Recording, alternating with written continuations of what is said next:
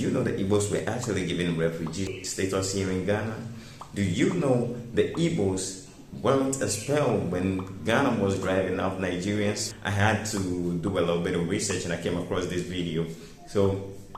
But hey, please don't forget to subscribe to the channel if you haven't. If you've already subscribed, thanks a lot, and I'm so much grateful and I so much appreciate you guys. So subscribe if you haven't. If you're new to the channel, please subscribe to the channel, like, and let me know what you think in the comment section concerning this history. So we're going back into time. I want you to follow this history coming from this brother right here, and let me know what you think in the comment section. So the Igbos are the most dominant Nigerian ethnic group in Ghana. They even have their own king in Ghana. It's called the Igbo king. He's actually married to a Ghanaian, and he embarks on a lot of charitable activities. I think it's pretty much popular here in Ghana, but it has not always been so. Before, the Yorubas were the most dominant Nigerian ethnic group in Ghana in the 1950s and even the early 1960s. So what really happened to the Yoruba ethnic group in Ghana?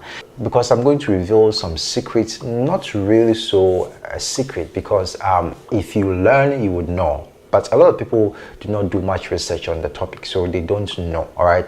It has everything to do with the Ghana Alien Compliance Act. That people say that Nigerians were expelled from Ghana. So I just want to take us back to history, then we'll build it to the points why we have many Igbos in Ghana, even though the Yoruba community or the Yoruba ethnic group were the most dominant in Ghana before, all right? So Ghana and Nigeria are traditional allies, all right? They've been there for each other for many times and for many reasons.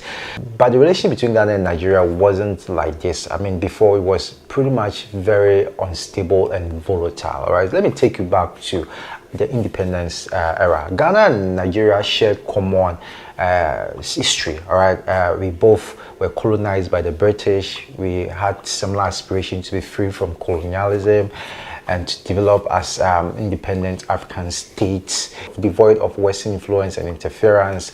But the rivalry between these two countries, instead of us coming together to push the agenda of Africa, and the division really didn't help us to make Africa what Africa or West Africa should have been today, all right? So Ghana gained its independence on 1957 and Nigeria followed suit in 1960, all right? So before independence, these two countries were very close, all right, in terms of aspiration. They were all trying to achieve independence from the British, all right?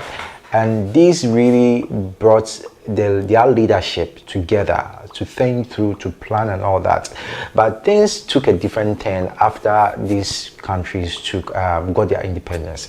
Ghana decided to choose the unitary system of government, where the system is structured in a way that everything is centralized or everything is controlled by the government, all right?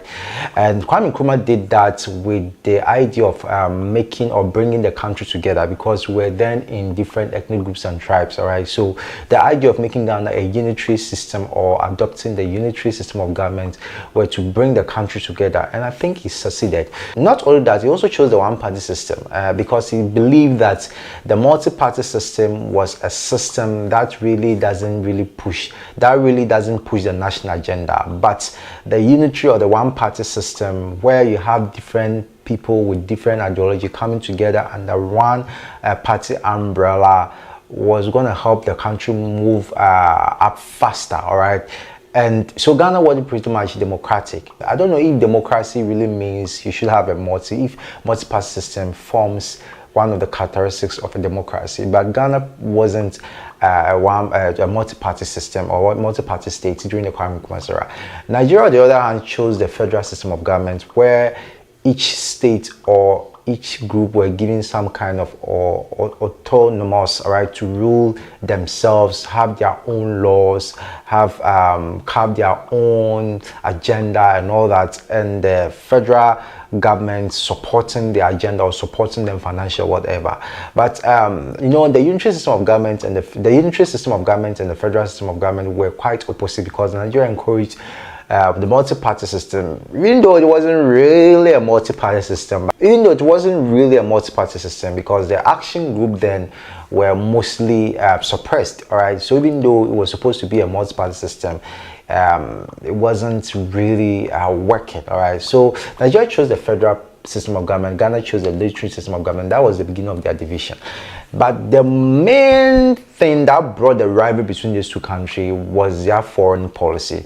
Ghana wanted a united African front, where Africa would use one currency, where Africa would have one military, where Africa would have one economy. What that meant was he wanted a unification or total unification of Africa, where Africa will have a united front economically, politically, militarily, and even have one currency. So Africa would be like a country like the United States of Africa. That was his agenda, and he pushed the agenda radically. The pushing forward of those agenda was very radical, and to some countries like Nigeria and Ivory Coast and others, they saw Kwame Nkrumah to be someone who has this messianic mentality to rule the entire Africa, and that alone was a struggle for power, because Nigeria saw itself to be a very vast country with a larger population. So having Ghana of just 6 million people with a small landmark getting to control the entire Africa or leading Africa was a problem to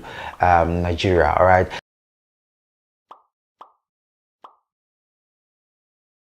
Nigeria felt the influence of Ghana was, becoming so unbearable. Not only that, Ghana was also having some influence in Nigeria, especially the Nigeria opposition group, they call the Action Group.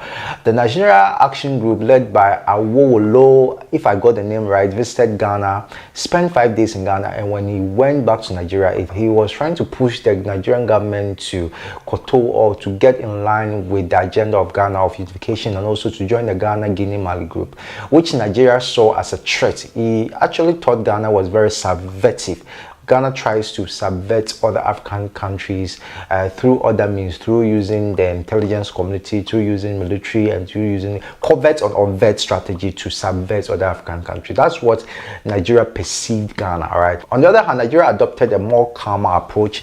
Nigeria wanted an independent African state living together as one people, or living together separately and coexisting. All right, so whilst Ghana wanted a total unification of Africa, or one Africa state, and different countries within this state, like United States of Africa, just like USA, Nigeria, on the other hand, wanted an independent, sovereign African state doing business and trading with each other, or living together in peace and harmony. All right, so both countries tried to push their agenda as their main foreign policy, and this really brought some kind of huge rivalry. That was actually the beginning of the rivalry between Ghana and Nigeria. It was really intense, at a point that they even threw some words of war, or war of words, at each other. All right, we'll look pretty much into it. We are still building up to the point where Yoruba's population in Ghana went down or dwindled, but we are trying to build some points out there, so just stick around. This division and rivalry led each country to adopt different strategy and form different groups.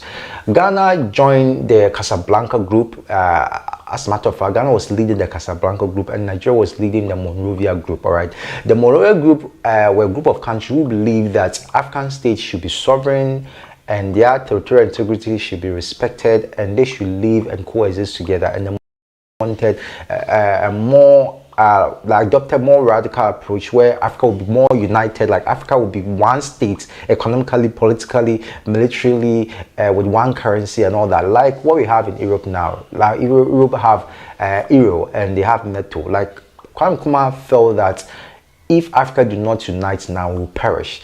And I think it's played out now, all right? But the Casablanca group, led by Ghana, wanted instant unification of Africa, and the Monrovia group, led by Nigeria, wanted probably a gradual process, all African countries respecting their sovereignty and territorial integrity whilst living together as people, all right, in the African community. Before we get further, I want you to please subscribe and like this video, because I am putting a lot of work to learn. I'm now reading about 50 pages document. I'm trying to understand the relationship between Ghana and Nigeria. What really pushed me to do this studies was that I met an Igbo lady in Ghana here, a friend, and we had a discussion, and we came to this Ghana-Nigeria relationship stuff and all that. We were just joking around and all that, and She told me that the Igbos were not expelled during the Ghana Alien Compliance Act, and I didn't believe it. I was so surprised, so I decided to do much research. So Ghana-Nigeria relationship began to deteriorate very fast during the presidency or the rulership of Dr. Kwame Nkrumah and Tawafa Bawale of Nigeria and Nnamdi Azikiwe. These two people didn't see eye to eye. All right, they both suspected each other. Ghana thought Nigeria was a puppet, was a Western puppet, because Ghana saw Nigeria to be a Western puppet, saw that Nigeria was more cozy towards the British, whilst Ghana wanted to sever a relationship with this colonial past. He felt Nigeria was more cozy with the British, and that also was a problem between Ghana and Nigeria, to a point that Ghana boycotted a meeting in Lagos which was supposed to gather 20 African heads of state, or a lot of African heads of state, coming together to plan about Africa. So during the meeting, this is what the president of Nigeria, or the prime minister, I don't know whether it was the president or the president or the prime minister of Nigeria, called Nnamdi Azikiwe. This was his statement, and this was the reply from the Ghanaian part. All right, so this is what Azikiwe said. It is the conspicuous absence of specific declaration on the part of Casablanca state of their inflexible belief in the fundamental principles initiated at the Monrovia regarding the alienable rights of African states as at presently constituted to a legal equality irrespective of their area and population, the right of African states to self-determination, the right of African states to safety from interference in their internal affairs through subversive activities engineered by supposedly friendly states, the right of African states to be secure invulnerability of their territories from external aggression. So Ghana felt that this was a direct jab to Ghana, because before Nigeria has accused Ghana of subversion. All right, so this was the reply from the Ghanaian part. So in reaction to a statement made by Nigeria, this is what Ghana replied. Ghana's foreign minister or foreign affairs minister called Badon, all right, said this about Nigeria. He said that Azikiwe's speech had been prepared in London and references to Nigeria's president as the voice of London. So he called Nigeria like pretty much a puppet of the British. He said that the speech that Nigeria president had prepared wasn't by his own, wasn't from him, all right, it was prepared from London. It was like it was representing the British, all right. So that also even added up to the tension between Ghana and Nigeria. And Nigeria even summoned the Ghanaian ambassador and even sent a formal complaint to the Ghanaian. The Nigerian press countered by referring Ghana's president as a Pharaoh of Accra. They referred to Kwame Nkrumah as a Pharaoh of Accra. The Pharaoh, I think, is a statement or it's a word that he used in connection to totalitarianism and dictatorship. All right, it was mostly connected to Benito Mussolini and Adolf Hitler. So in turn, they were calling Kwame Nkrumah a dictator and a totalitarian, all right, of Accra, and also referred to Ghana's African Affairs Minister's speech of Nigeria being the voice of London as insolent, insulting, and stupid. And Lagos filed a formal complaint to Ghana, and then Dr. Kwame Nkrumah also distanced himself from that speech made by Badon. All right, it didn't end there. The tension rose to the point that at a point the Nigerian minister threatened war at Ghana. So why did he threaten war at Ghana? During that time, there was a man called Awowolo. I don't know if I got the name right. He was the leader of the Action Opposition Group in Nigeria, which were supported by Ghana. Ghana was supporting this group because he felt that Kwame Nkrumah felt, or the Ghanaian government felt at that point, that those groups were suppressed and that they shared in the vision of United African Front. All right. So the Ghanaian Evening News once broadcasted and condemned the suppression of the action group in the region and described Balawe as a dark-skinned Englishman. Like pretty much, he described the Nigerian president as a dark Englishman, all right, subversing or subjecting or suppressing an opposition group. The Nigerian newspaper, the West African Pilot, replied by referring to Ghana as the most terrible, pitiless, and primitive dictatorship Black Africa.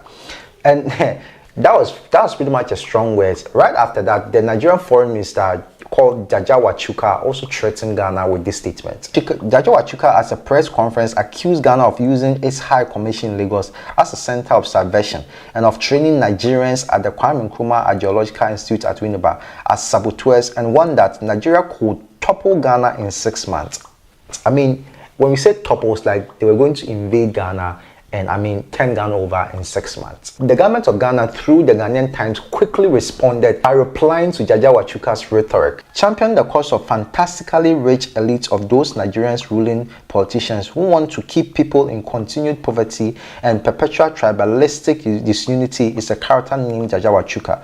Of course, of course, this clown does not matter much, for he backs and woes at things his accomplices dream about in sleepless nights of political indigestion and also the Ghanaian information minister called Adamafio Tewia at that time also had this to say about Wachuku's rhetoric that Nigeria could topple Ghana in 6 months. Wachuku's boast that Nigeria could defeat Ghana in 6 months was amusing, and this accusation ridiculous, their only purpose being to divert attention from domestic troubles. All that I'm trying to let you know that the relationship between Ghana and Nigeria is far better now. It was really worse at this. I mean, it really got to this point. So now let's come to why Ghana's Yoruba population dwindled. The Yoruba population that before were the minority in Ghana. When we say minority, it means apart from the originals in the country, apart from the nationals in that particular country, the people who had the next highest population were the Yorubas. But now it's not the same. So the relationship between Ghana and Nigeria began to get better when both Kwame Nkrumah and Abubakar or Abelewe or Namzi's presidency or governments were overthrown or deposed by military coup. So the relationship got a little bit better because the next people who took over, who was Nigeria, I think it was IONC and Ghana was Ankara. These people were both friends. They schooled in the military academy in Ghana and London. So they had very close personal relationships. So the relationship between Ghana and Nigeria instantly began to get better. It really got extremely better until the friend of Ankara, IONC of Nigeria, or IONC, I don't know if I got the name right, was also deposed by a counter coup by Gowon, all right, Gowon's government. This didn't really sit well with Ankara of Ghana because he felt his friend was deposed illegally. But to keep the relationship running, he congratulated Gowon, and the relationship between Ghana and Nigeria keep progressing until it suddenly took a different turn. So what really happened, all right, this is where we get to the Yoruba and the Igbo story. After Gowon took government, the Igbos in Nigeria began to persecute. They started executing and persecuting the Igbos in Nigeria from the north, all right? So they started moving from the north to the eastern part of Nigeria. And one man called Ojukwu, who was a commander in the eastern part of Nigeria, wasn't happy about that because as an Igbo man, he felt that the Igbos were being persecuted and called for more security for the Igbos by the Nigerian government and also some level of autonomy. This really brought up huge tension between the Gowon government and Ojuku's, between the Gowon government and the eastern part of Nigeria, where Ojuku was then the governor or the commander. All right, Ojuku even refused to attend the Nigeria Supreme Military Council meeting. All right, because he said that his safety couldn't be assured and that wanted a neutral ground for meeting. So Gowon wanted to appease Ojuku, granted his request. Then Ghana immediately came into play a mediatory role. So Ghana offered a neutral ground for some meeting between Ojukwu and Gowon and some military officers and financial officers and the police officers in Nigeria to come together and have some understanding so that all this wouldn't turn to war. All right, so they met at a place in Ghana called the Ebre. That brought about the Ebre Accord. All right, so I can't really tell the details of the Ebre Accord because to make this whole thing short, to make this whole story very long, all right? So let's skip that, all right? So what happened was that when this accord was signed, because they were all happy that Nigeria finally could settle their differences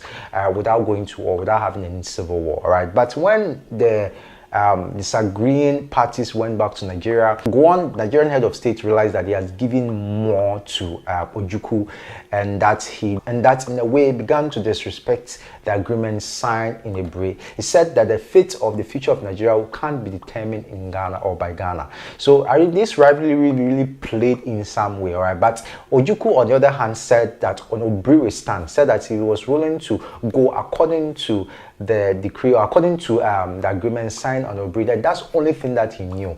Then Gowon also said on Ebre will fall. So it became a statement. Ojukwu saying on Ebre will stand, and Gowon saying on Ebre you will fall. All right. So Ghana became very concerned for several reasons, because Ghana felt if Nigeria was to go to war, a lot of refugees would come to Ghana. That time, Ghana was also facing huge economic problems and couldn't afford refugees and all that. And also, Ghana was going through other issues apart from the economic and all that.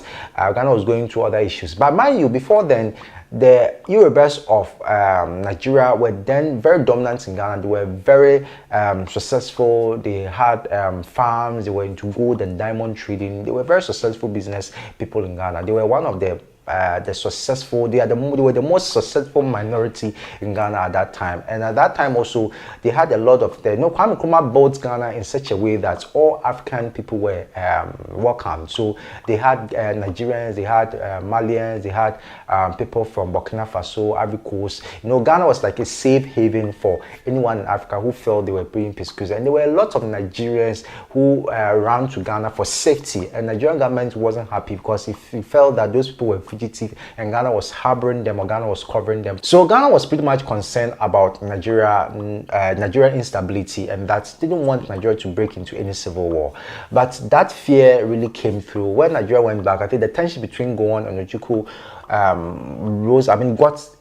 got very intense, and Ghana even invited them back to Accra. Ghana invited the Nigerian officials back to Accra to solve the issue.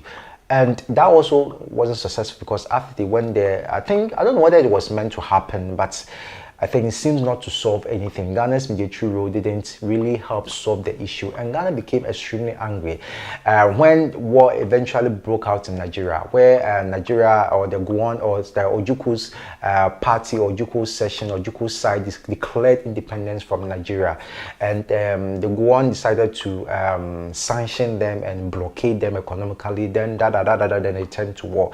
Ghana became very concerned. One, for the reason that they felt Gowon didn't honor his part of the agreement, and that the Igbos were persecuted and the Igbos were victim of Gowon's ego. Ghanaian news even referred to Gowon as a bully who is bullying the people of Biafra, or the people of the Igbos. All right, so the tension between Ghana and Nigeria, so Ghana and Nigeria, countries that have eventually built or come out of this bad or frosty relationship and began to build a good relationship, the relationship began to deteriorate because Nigeria felt that Ghana was giving the Igbos some emotional and even some financial, not only that, some military intelligence support, and even accused Ghana of subversion. And Ghana immediately refused.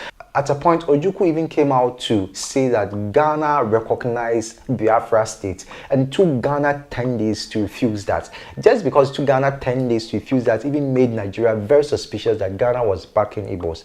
Ghana was backing, Biafra, or Ghana was supporting the secessionist people of Biafra, or the people of Igbo, all right, in the eastern Nigeria. So during the war, Ghana was also facing a lot of economic crisis, and Nigerians started coming, and Ghana had to respond. All right, so Ghana came out. So Ghana decided to enforce the Alien Compliance Act, that will see that foreigners will be deported or expelled from Ghana. So that is what the criteria. If you were a foreigner and you had work permits or gainfully employed, you will not be expelled. So whether you are Igbo or wherever your nationality may be, as long as you had a work permit and are gainfully employed, you will not be expelled, or you will not be part of the expulsion. All right.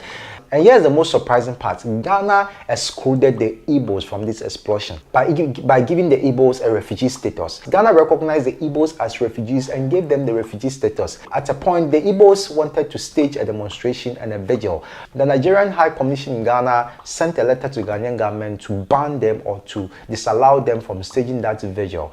Government of Ghana then replied that even though they do not support Biafra state or support the secessionists, they cannot stop them from exercising their rights of freedom of worship or freedom of association. So Ghana refused Nigeria's offer to disallow the Igbos from performing that vigil or demonstration. All right. So this really one of the factors that, should I say, that really affected the relationship between Ghana and Nigeria. And that Nigeria felt that Ghana was giving the Igbos or the Biafrans some kind of support from ceding from Nigeria, and accused Ghana of a lot of things that Ghana really denied. Ghana didn't openly recognize Biafra, but Nigeria felt that action speaks louder than words. Okay, so basically, the Yorubas, a lot of Yorubas were deported or exported from Ghana because they didn't fall in the category of having a gainful employment, or they were not part of the Igbos, which would qualify them to attain a refugee status. And also, they were not gainfully employed, right? They were just businessmen. So they were given 14 days to leave Ghana, and Nigeria never forgot. So right after the war between the eastern part and Nigeria ended, when Nigeria had finally conquered and reunited its country, they didn't really feel right about Ghana. They really wanted to punish Ghana, and they really wanted to pay back Ghana, of which they did. All right, what we all know as Ghana must go. So it was really a very intensive relationship, or the relationship between Ghana and Nigeria wasn't always smooth. Now we've gone a long way, and now look at us now. The relationship is very beautiful, and I think the relationship should be worked on. It has shown that two people with different ideologies, different approaches, different should I say ideals, or different approach to issues, can still work together and be this beautiful family that we are now. I think even Russia and America should learn that, and two different countries or other countries that seems not to get along should learn a lot from Ghana and Nigeria. So that's basically the reason why there are a lot of Igbos in Ghana, because the Igbos were not expelled from Ghana during the Ghana Alien Compliance Act. The Igbos were given a refugee status, but the Igbos and other people who do not fall in the category of being gainfully employed or didn't have a work permit in Ghana were expelled from Ghana. So the Yoruba community that before independence of Ghana and even after were very large. I mean, they were the minority there in Ghana, now became now diminished, and the Igbos taking over. So the Igbos in Ghana have enjoyed some kind of, I mean, I've made Ghana, a lot of them have made Ghana their homes. That's why they even have Igbo king in Ghana. So the Igbos in Ghana have been around for a long time due to the fact that Ghana decided to shift or turn the balance between the Yorubas and the Igbos, making the Igbos the dominant ethnic group in Ghana, and expelling a lot of the Yorubas back to Nigeria. So guys, that's just a little bit of history. I hope you like that. Basically, the reason why we have more Igbos than Yorubas, which wasn't so before. So what do you think about the video? Please let me know what you think in the comment section. And don't forget to subscribe if you haven't done that yet. Like and leave your comments. Until next time, see you guys. Stay safe and peace out. Please do well to subscribe, like and comment down below.